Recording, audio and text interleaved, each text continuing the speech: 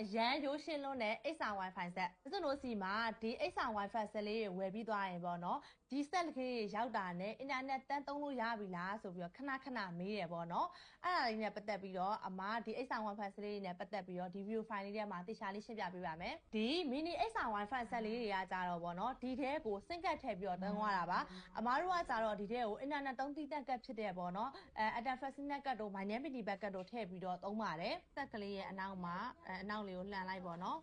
ပြီးရင်ဒီအောက်မှာ fatty ရဲ့အောက်မှာဆိုရင်အမားတို့ပေါ့နော်ဒီမှာဆိုရင်ဒါစင်ကတ်ထည့်တဲ့အပေါက်လေးပေါ့နော်အဲ့ထဲမှာစင်ကတ်ထည့်ရုံပဲဒီဒါဆိုရင်ဒါအမအတန်ဖက်စနက်ကတ်ပေါ့နော်စင်ကတ်ထည့်ပြီးဆိုရင်လေဒီဆက်ကလေးထဲမှာကြတော့လေအမတို့ဒီထဲကလေအသေးလေးတစ်ခုပဲထည့်ရမှာမဟုတ်ဘူးသိလားသူကဒုတိယ frame ဒီမှာဒုတိယ frame ပေါ့နော်ဒါဆိုရင်ဒါဒုတိယ frame ကိုအမရှိုးလိုက်တာဒီထဲမှာဆိုရင်ဒီအဖြူလေးကြီးရတာပထမဆုံး frame ပေါ့နော်အမကဒီထဲကိုဒုတိယ frame နဲ့ထည့်ရမှာเนาะဒီ frame အကြီးနဲ့ထည့်စရာမလိုဘူးဒီလိုလေးပေါ့နော်ဒီရဲ့ထောင်းစုံလေးကကြတော့ဒီနားလေးမှာရှိပြီးတော့ထည့်ရမှာပေါ့နော်ဒီဆက်ကလေးရဲ့နောက်ကျောမှာဆိုလဲဒါအမတို့ဆက်ရဲ့ model number ပေါ့နော်ပြီးတော့ဒီမှာဆိုရင် SSID ဆိုတာကြတော့အမတို့ဒါဆက်ရဲ့ number ဒီမှာ Wi-Fi key ဆိုတာကြတော့ဒါ Wi-Fi password ပေါ့နော်ဒီမှာလဲသူက SSID နဲ့ Wi-Fi key လေးကဒီထဲမှာတော့ရေးပေးထားရပေါ့နော်ပြီးရင်အမက battery လေးပြန်ထည့်လိုက်မယ်နော်ဒီဘေးမှာသူ့ရဲ့ power ခရုတ်လေးရှိတယ်အဲ့ဒါလေးကိုနည်းနည်းလေးခဏလေးဖိထားလိုက်အဲ့ဆိုရင်ဒီမှာ 4G လိုက်ဆိုတဲ့ဟာလေးတက်လာပြီပေါ့နော်ဒါဆိုရင်ဒီဆက်ကလေးကဒီလိုမျိုးပေါ့နော်ဆက်ခွင်းလေးပွင့်သွားပြီဆိုရင်ဒီမှာဆိုရင်တိုင်တက်နေရပေါ့နော်ဒါဆိုရင်အမတို့ battery လေးပြပေးတာဒီမှာဆိုရင်ဒါသူ့ရဲ့ user name နဲ့ password ပေါ့နော်သူကဒီမှာလဲဒီဆက်ခွင်းပေါင်းကလဲသူက user name နဲ့ password ကိုပြပေးတယ်အဲ့ဆိုရင်အမတို့က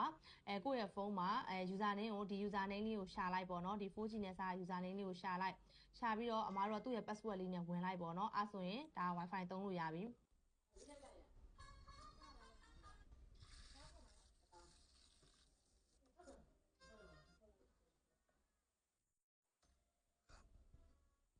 အမကကြတော့အခုဒီထဲမှာပေါ့နော်အင်တာနက်သုံးသီးသန့်ကတ်ထည့်ပြီးတော့သုံးတာအဲ့လိုမှမဟုတ်ဘူးအမရေတခြားတိုက်နှစ်တက်ရကိုတိုက်နှစ်တက်ရစင်ကတ်ကိုထည့်သုံးလို့ရလားဆိုရင်ထည့်သုံးလို့ရရနော်ကိုတိုက်နှစ်တက်ရစင်ကတ်ပဲစင်ကတ်မဆိုအမတို့ operator လေးခုလုံးကစင်ကတ်ကိုထည့်ပြီးတော့သုံးလို့ရတယ်အမကကြတော့ဘာဖြစ်လို့ဒီဆက်ထဲမှာအင်တာနက်သုံးသီးသန့်ကတ်တွေထည့်ပြီးတော့သုံးတာလဲဆိုတော့ဒီအင်တာနက်သုံးသီးသန့်ကတ်တွေကကြတော့သူက1000ခွဲဖို့ဝယ်မယ်ဆိုရင်သူက55 gig တောင်ရတယ်အဲ့အတွက်အမကကြတော့ကို data သုံးရဟာတန်အောင်လို့ဆိုပြီးတော့အမကအင်တာနက်သုံးသီးသန့်ကတ်လေးထည့်ပြီးတော့သုံးတာပါ